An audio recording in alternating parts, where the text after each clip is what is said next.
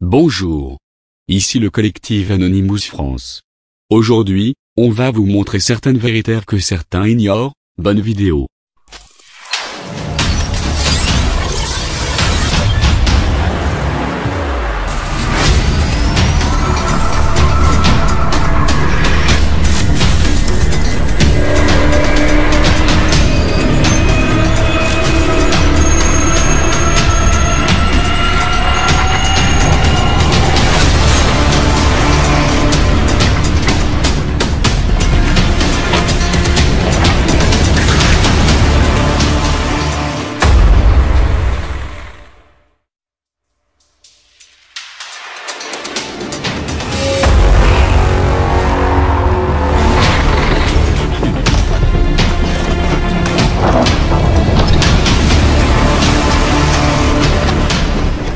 We are anonymous.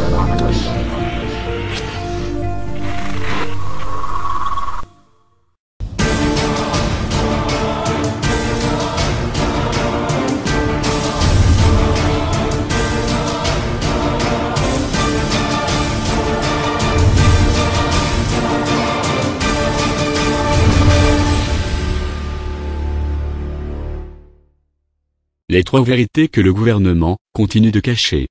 Bref, la France est en faillite, mais elle n'est pas la seule.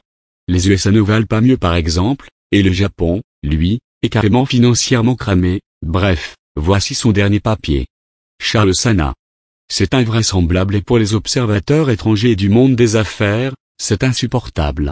Contre toute évidence, contre les conseils des experts et des analystes, le gouvernement français et le président de la République continuent de refuser de voir la réalité de la situation économique et sociale de la France.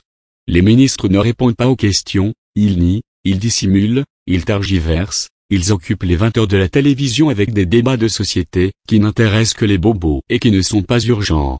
Le président de la République, lui, passe son temps à essayer de gagner du temps et balaie la poussière sous le tapis. En fait, et pour faire simple, le gouvernement cache délibérément trois grandes vérités à l'opinion. La première, c'est l'état de faillite potentiel du pays. Ce n'est pourtant pas la première fois qu'on en parle au plus haut niveau, mais c'est un tabou pour le pouvoir en place. Qu'il soit de droite ou de gauche. Quand François Fillon en 2007 en avait parlé, il avait failli se faire virer par Nicolas Sarkozy. À chaque fois que Christine Lagarde a voulu aborder la question, elle s'est fait remettre en place violemment par le président. Cette semaine, comme Michel Sapin l'a dit avec beaucoup de courage, il s'est retrouvé immédiatement démenti par Pierre Moscovici. Quant à François Hollande, il botte en touche en parlant de plaisanteries de la part de son ami Michel Sapin. Comme s'il leur était encore aux plaisanteries. En fait, cette question est devenue le sujet de débat numéro 1 à Bercy, à Matignon et à l'Élysée. Mais interdiction formelle d'en parler devant un micro. Pourquoi ? Tout simplement parce que la reconnaissance d'un état de faillite aurait l'effet d'une bombe atomique.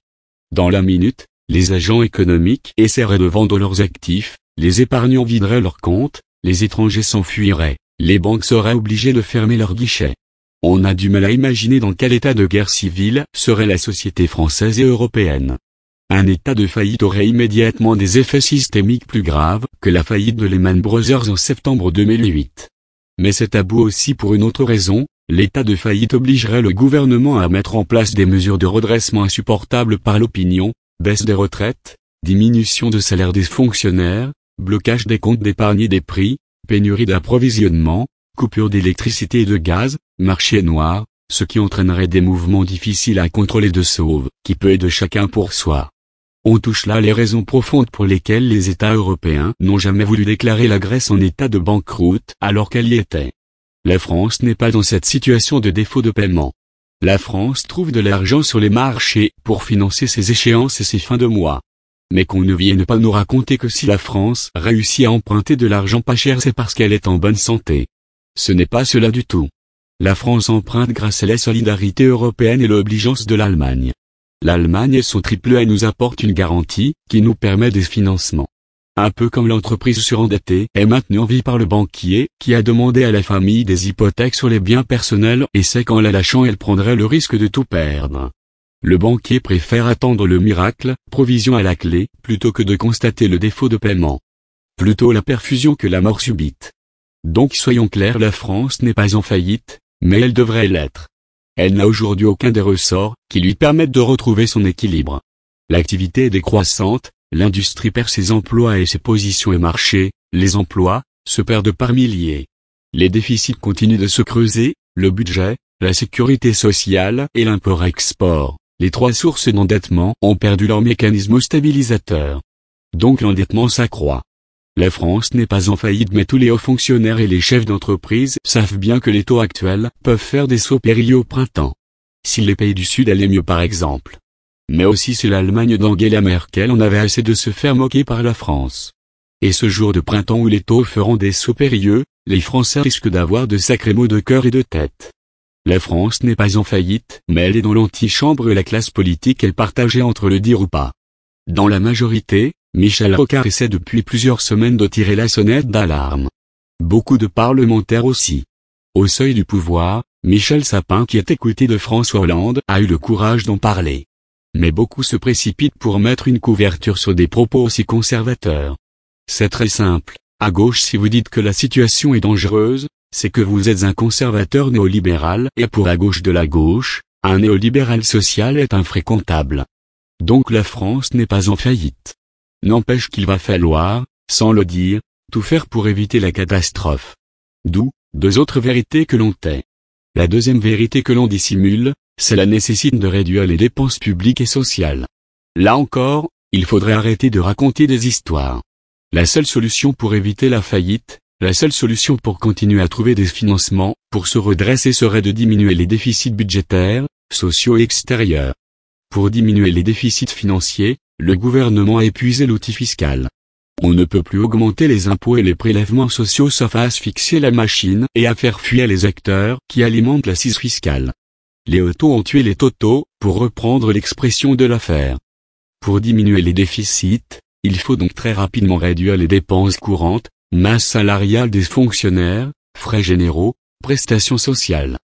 Pour réduire le déficit extérieur, il faudrait réduire les importations ou augmenter la compétitivité des produits et services français, on en parle mais ce sera encore plus long. C'est une obligation que de réduire les dépenses.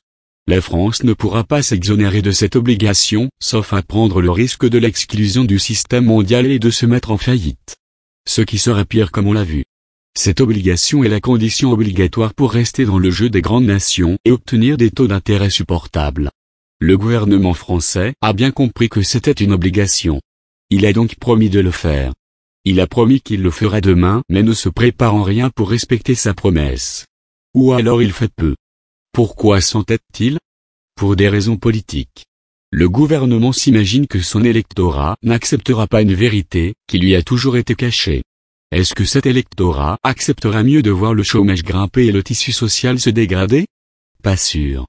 Il faudra donc trouver des expédients et des solutions. La troisième vérité porte sur les expédients que le gouvernement est en train de cuisiner. En fait, la seule solution pour en sortir sans catastrophe c'est d'obtenir des délais de paiement ou de remboursement. L'équipe du ministère de l'économie a donc entrepris une négociation avec la Commission de Bruxelles et avec l'Allemagne pour qu'ils acceptent que nous n'ayons pas à revenir à 3% cette année mais plutôt en 2014, voire même en 2016. Solution classique du rééchelonnement. Cela dit politiquement ce n'est pas glorieux que de quémander des délais après avoir juré qu'on remplirait le contrat. D'autant que cela ne nous exonère pas de l'obligation de revenir dans les clous. Le seul avantage c'est qu'une fois de plus on gagne du temps. Le temps que l'environnement international soit plus porteur et que les autres fassent le boulot à notre place. Le problème c'est que cette fois on pourra difficilement repousser la poussière sous le tapis. Il y en aura trop. Quand on a commencé à ne pas dire la vérité, c'est très difficile de redevenir transparent. Ces derniers jours, nous essayons de comprendre pourquoi les gouvernements font ce qu'ils font, même lorsque c'est improductif, coûteux et dangereux. La guerre, c'est l'enfer, a déclaré le général Sherman en 1879. Pourtant, les gouvernements partent en guerre. Parfois parce qu'ils le doivent. Souvent parce qu'ils le veulent. La bataille et le siège de Leningrad ont été particulièrement affreux.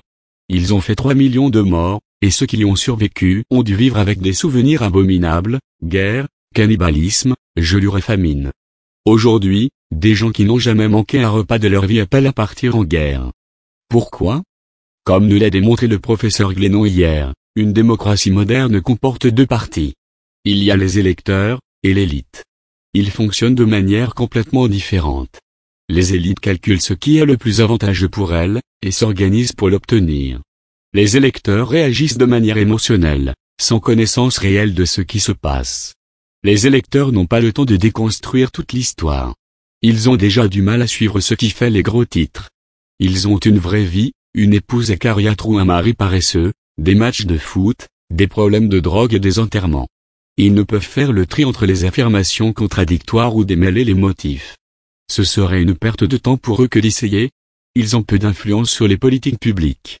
Le mieux qu'ils puissent faire, c'est utiliser leur instinct, exploiter le cerveau qui a évolué sur des millions d'années dans des conditions entièrement différentes.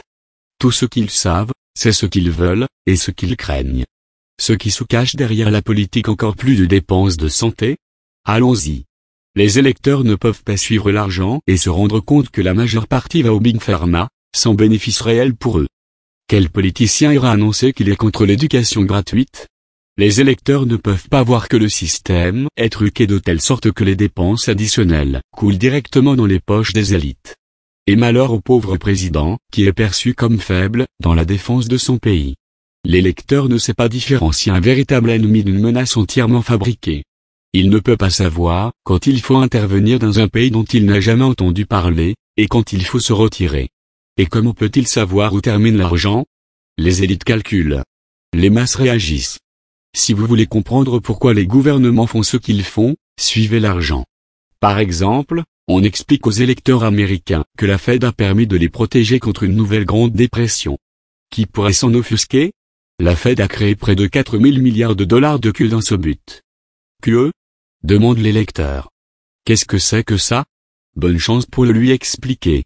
Et où est allé cet argent? En avez-vous reçu, cher lecteur? Nous non. Pas directement. Les lecteurs moyens non plus. C'était la reprise la plus faible de l'histoire. Et les revenus des ménages ont baissé. Mais quelques personnes s'en sont mis plein les poches. Le secteur financier nage dans l'abondance depuis 6 ans. Les actions, les obligations, l'immobilier, tout s'est mis à flotter sur cette marée de nouvel argent. Quasiment toutes les grandes banques centrales de la planète s'y sont mises, avec des bilans qui ont plus augmenté au cours des 5 dernières années que sur l'intégralité du siècle dernier. L'individu lambda a peut-être moins sur son compte en banque, mais les riches de la planète sont plus riches que jamais. Les marchés boursiers à eux seuls ont ajouté quelques 22 000 milliards de dollars à leur fortune.